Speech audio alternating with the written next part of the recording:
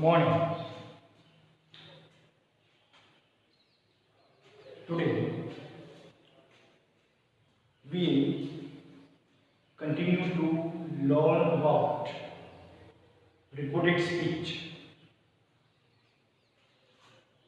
Yesterday we already posted 3 videos about reported speech. What is reported speech and what are the different changes in words or word in reported speech? Good morning student. ગઈકાલે આપણે reported સ્પીચમાં કયા ફેરફારો થાય, reported speech એટલે શું, એના વિશેની માહિતી અને કેટલાક મહત્વના સર્વનામનું ટેબલ, વર્ગનું ટેબલ અને સમયસૂચક શબ્દોનું ટેબલ આપણે જોઈ લીધું. હવે આજે આપણે શરૂઆત કરીએ છીએ વિધાન વાક્યોની. આપણા એક્ઝામમાં આપણને જે રિપોર્ટેડ સ્પીચ પૂછાય છે એને આપણે કેવી રીતે ફેરફાર કરી શકીએ. તો આપણો પહેલો પ્રકાર છે એસર્ટિવ સેન્ટેન્સ. એસર્ટિવ નો અર્થ થાય છે વિધાન વાક્ય. તો હવે આપણે વિધાન વાક્યોને કેવી રીતે ફેરવીશું? એસર્ટિવ સેન્ટેન્સ, વિધાન વાક્ય. હવે આપણને પહેલું એક્ઝામ્પલ આપ્યું છે. બરોબર ધ્યાનમાં રાખો કે આ પ્રકારના એક્ઝામ્પલ પરીક્ષામાં પૂછાતા નથી. પણ સમજવા માટે કે ભાઈ ડાયરેક્ટ સ્પીચ અને ઇનડાયરેક્ટ સ્પીચ કોને કહેવાય, કોણ બોલનાર છે, કોણ સાંભળનાર છે. તો આ બેઝિક આપણે સમજી લઈએ. અમી said to Raju, comma inverted comma I like your shirt. હવે આપણે આ વાક્યમાં જ્યારે સમજી લઈએ તો આ બોલનાર વ્યક્તિ છે. say to આપણું વર્બ છે અને રાજુ સાંભળનાર વ્યક્તિ. એટલે કોઈ પણ રિપોર્ટેડ સ્પીચમાં બોલનાર અને સાંભળનાર. ઇંગ્લિશમાં બોલનાર માટે સ્પીકર અને સાંભળનાર માટે લિસનર શબ્દનો ઉપયોગ થાય છે.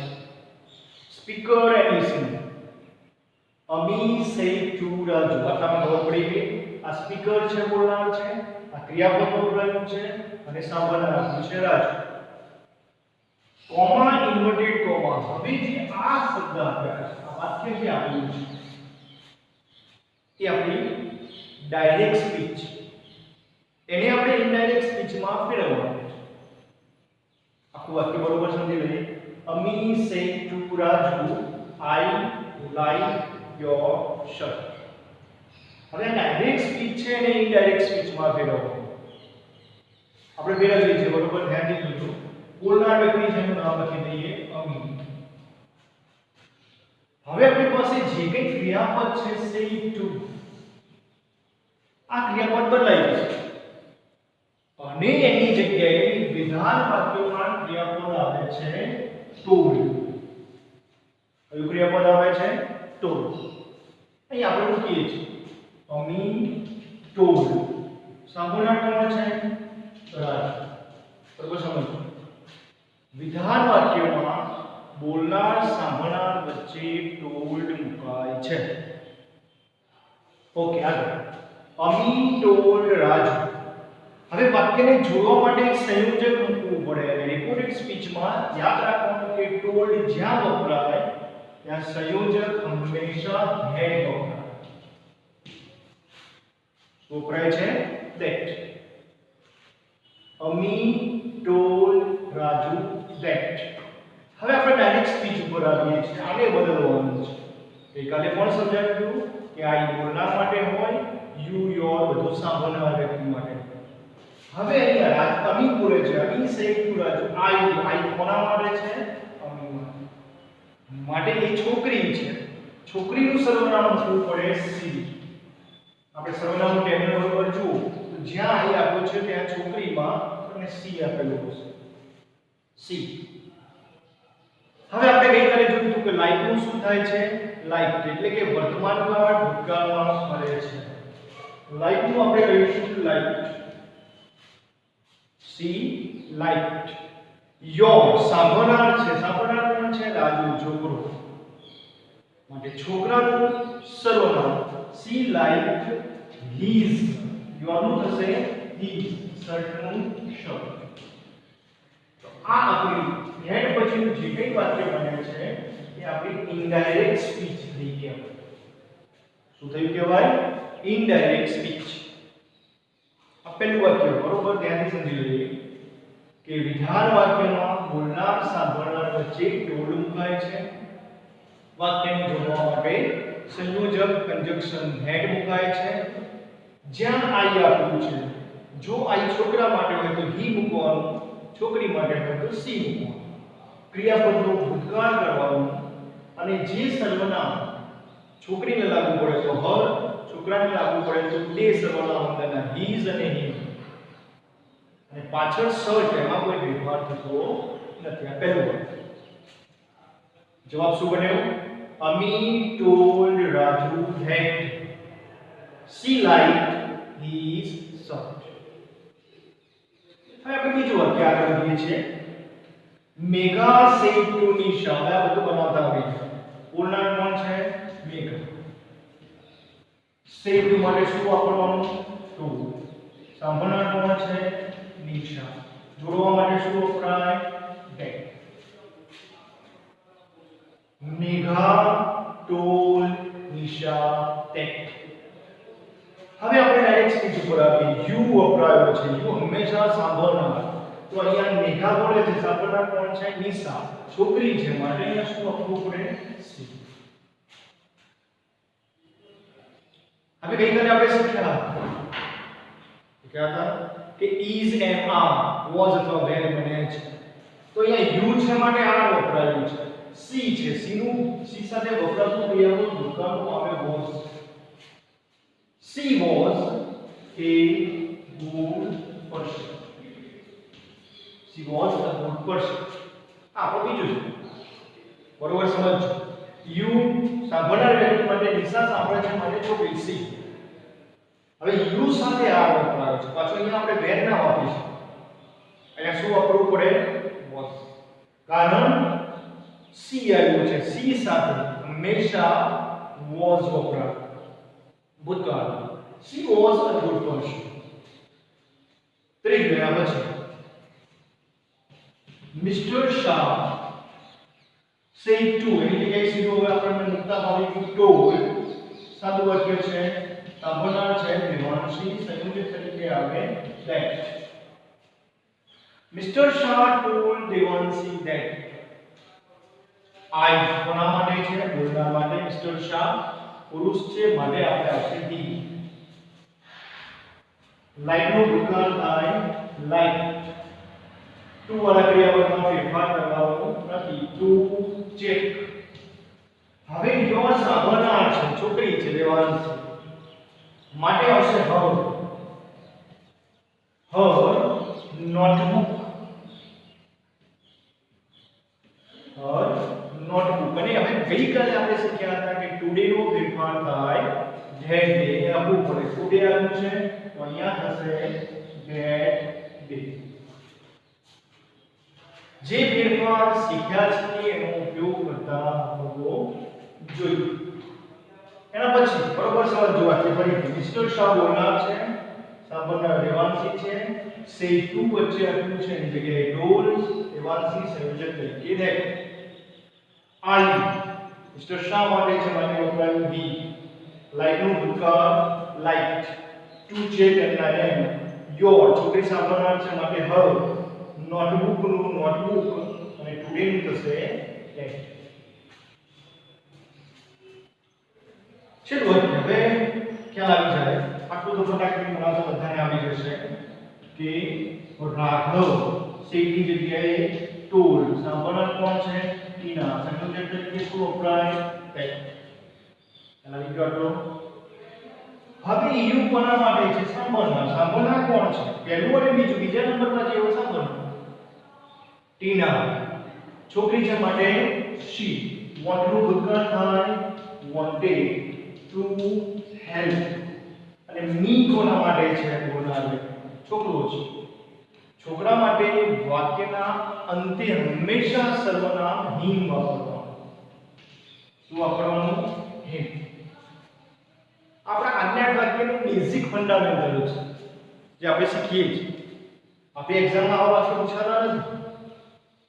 આપણે તો ડાયલોગના સ્વરૂપમાં પૂછાય એની પણ આપણે પ્રેક્ટિસ કરીએ, પણ પહેલા આ બોલવું જોઈએ.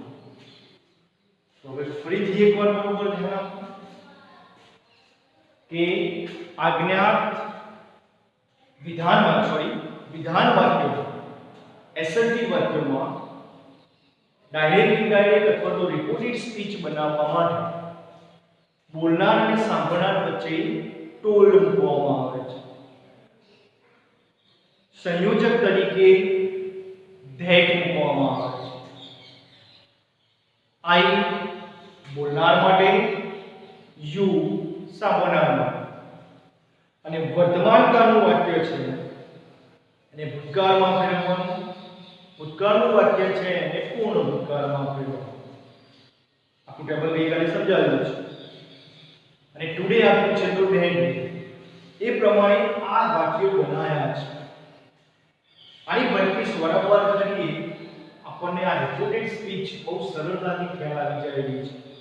આપણા વિધાન વાક્યોનું ફંડામેન્ટલ. હવે જે આપણે પ્રેક્ટિસ કરવા જઈ રહ્યા છીએ એમાં સેટ ટુ તમને નહીં આપ્યું. ડાયલોગ આપ્યો છે, બોલનાર સાંભળનાર, બોલનાર સાંભળનાર અને વિધાન વાક્ય. તો આ વિધાન વાક્યો કેવી રીતે બને છે, શું ફેરફાર થાય છે એની સમજ આપણને આ 4 પ્રકારના વાક્યોથી ખબર પડે એવી છે.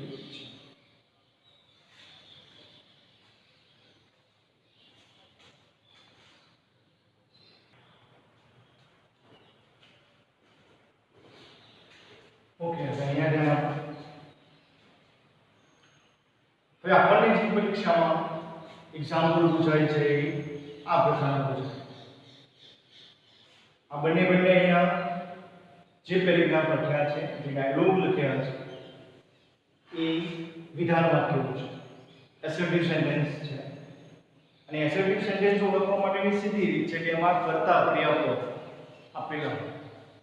બીજું કોઈ વાક્યમાં એમાં ડેકોરેશન હોય નહીં, કોઈ પ્રશ્નાર્થ ના હોય, કોઈ ક્વેશ્ચન માર્ક ના હોય, કોઈ ડબલ્યુએસ શબ્દ ના હોય, કર્તા આપેલું.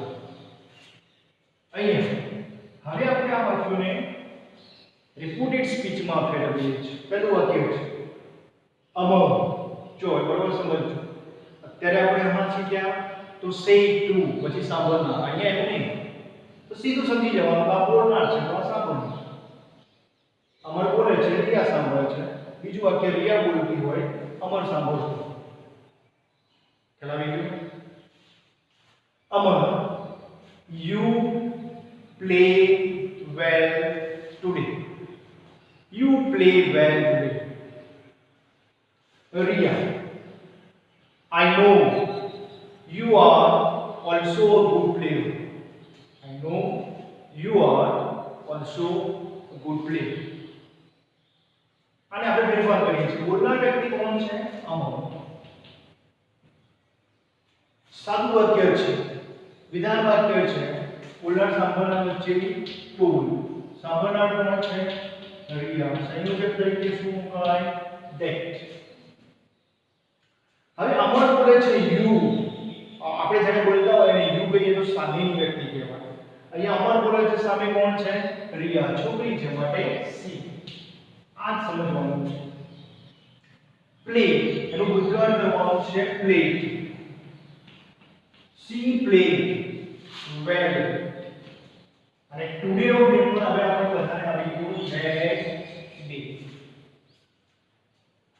અમર told Riya that she played well that day. She played well that day. બીજું, હવે બોલનાર કોણ છે? રિયા. સાંભળનાર કોણ થયું? અમર. Riya told Amar that. Riya told Amar that. હવે આ સમજ પડી ગઈ. વિધાન વાક્યમાં સમજી લઈએ કે બોલનાર સાંભળનાર વચ્ચે ટોલ્ડ અને સંયોજક તરીકે that. આટલી આપણને ખબર પડે છે. Ria told Amar that.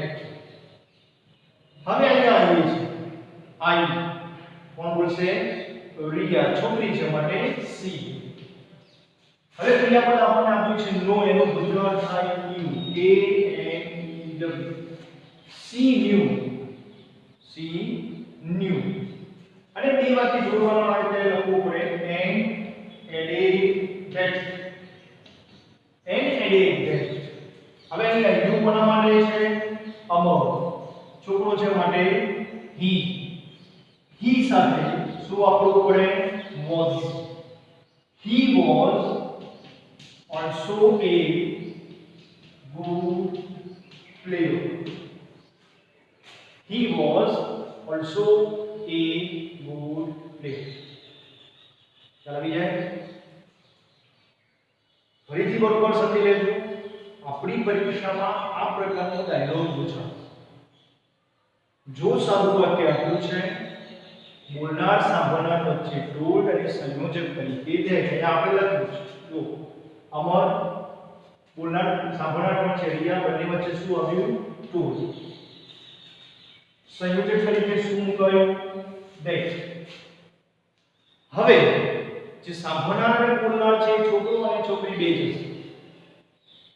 કાં તો he વાપરવાનું કાં તો she વાપરવાનું. તમારે સમજવાનું કે અહીંયા શું વપરાયું છે. અહીંયા યુ તરીકે અમર છોકરો છે, રિયા છોકરી છે. ખબર પડી જાય યુ સામે રિયા છે માટે આપણે લખ્યું સી. પ્લેનું ભૂતકાળ કર્યું પ્લે, વેર અને ટુડેનો ફેરફાર તમને ખબર છે that day. Riya told Amar that. ફરી told that. આ રિયા માટે છે માટે C knew, added that. He was also a good player. બીજો પરિકાર Sameer. I finished my homework today. I finished my homework today. Sachin. I do not check your lesson today. I do not check your lesson today. બોલનાર કોણ છે? સમીર. સાદું વાક્ય છે માટે told. સાંભળનાર Sachin. સંયોજક તરીકે that. Samir told Sachin that. Sameer બોલે છે, છોકરો છે માટે he. હવે શબ્દ આવ્યો ફિનિશ. ક્રિયાપદ છે. ભૂતકાળ કરો તો પાછળ ed લગાવવાનું. he finished my. છોકરા માટે વપરાયું છે તો his. he finished his homework. અને today નો ફેરફાર થાય that. Samir told Sachin that he finished his homework that day. બીજું વાક્ય Sachin told Samir that. Sachin told Samir that.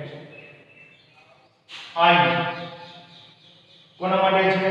Sachin માટે he. તો ગઈકાલે આપણે શીખ્યા હતા ડુ થાય did. He did not check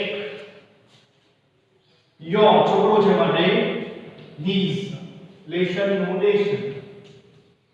today નું થશે that day. એટલે આપણને એક ફેરફાર ખબર પડી ગઈ કે today નો ફેરફાર થાય છે that. ફરીથી ફેરફાર છે સમીર. તો સમીર સાંભળનાર સચિન. તો Sameer told Sachin that. I માટે શું મુકાયું? he કેમ કે સમીર બોલે છે.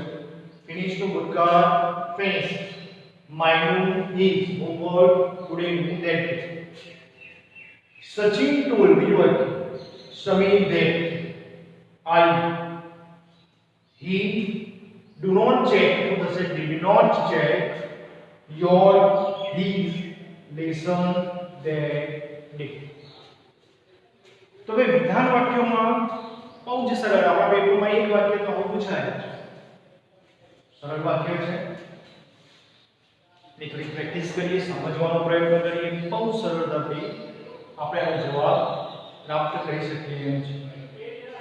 હવે ઈસાકી વાક્યમાં શું આપણે સમજી લીધું કે બોલનાર સાંભળનાર બંને વચ્ચે ડોળ મૂકવાનું સંયોજક તરીકે ધ્યાન મૂકવાનું. આઈ છે અને યુ છે.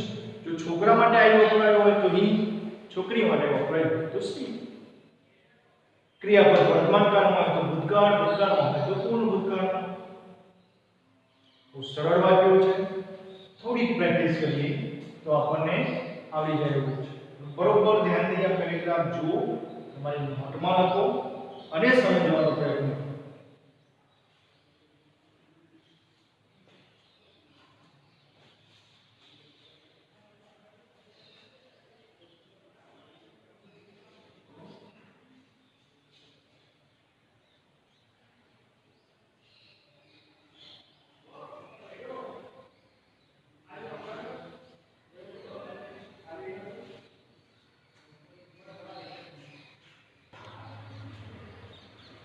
હવે આપણે ત્રીજો એક પેરેગ્રાફ જોઈ લઈએ.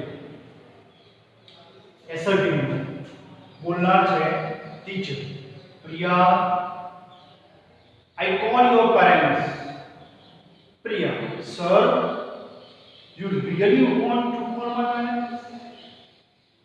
હવે ટીચર અને પ્રિયા વચ્ચેનો એક ડાયલોગ છે અને એને આ રિપોર્ટેડ સ્પીચ ને આપણે બદલી દઈશું. સૌપ્રથમ બોલનાર છે ટીચર. ટીચર હવે અહીંયા પ્રિયા આપેલું છે કે આ પ્રિયા લખવાની જરૂર છે નહીં, છે જ આપણી પાસે teacher. Teacher told Priya that I કોના માટે છે? ટીચર પોતે બોલે છે I અને ટીચર. હવે આપણે શું સમજીએ અહીંયા એવો ખ્યાલ આવી જાય છે કે ટીચરમાં સર આગળ વપરાયો છે એટલે કોઈ પુરુષ ટીચર હશે. તો અહીંયા આપણે વાપરીએ છીએ અહીં જગ્યાએ he. કોલનું ભૂતકાળ થાય call. he called your Priya માટે છે, છોકરી છે માટે her અને પેરેન્ટ્સ નું parents. Teacher told Priya that he called her parents. ખ્યાલ આવે છે? બીજું પ્રિયા, હવે અહીંયા સર આપેલું છે. સર અને મેડમ જ્યારે વપરાય ત્યારે શબ્દ એક મૂકવો પડે રિસ્પેક્ટફુલી.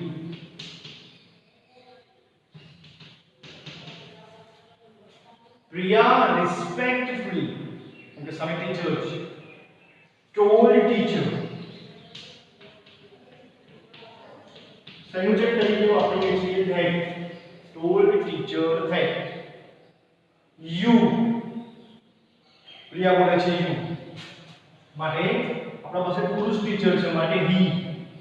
really નું really he really want એનું ભૂતકાળ થશે wanted to call. આ ફેરફાર નહીં થાય to infinitive of my parents છોકરી છે માટે her અને parents નું parents. Priya respectfully told teacher that he really wanted to call our parents. બરોબર ધ્યાનથી સમજવાનો પ્રયત્ન કરો કેમ કે આ રિપોર્ટેડ સ્પીચ છે, જેટલી આની પ્રેક્ટિસ કરીએ એટલી ઓછી છે. તો આજે આપણે શીખ્યા છીએ એસર્ટિવ સેન્ટેન્સ વિધાન વાક્ય. એને સરળતાથી એક એક વાક્યમાં પણ આપણે શીખ્યા અને સાથે સાથે આપણી એક્ઝામમાં પૂછાતા એવા ડાયલોગના સ્વરૂપમાં પણ શીખ્યા. અને થોડી પ્રેક્ટિસ કરીશું અને બહુ સરળતાથી આ વિધાન વાક્યો આપણે શીખીશું અને આપણને આવડશે. તો વિદ્યાર્થીઓ, તમે જ્યારે આ વિડિયો જુઓ છો યુટ્યુબમાં ત્યારે સબસ્ક્રાઇબ કરવાનું અને બેલ આઇકન દબાવવાનું ભૂલવું નહીં. કારણ જે તે ટીચર નવો વિડિયો મૂકશે ત્યારે જો તમે સબસ્ક્રાઇબ કરશો તો તરત જ નોટિફિકેશનમાં એનો નોટિસ દેખાશે. So please subscribe and push the bell icon. Thank you very much.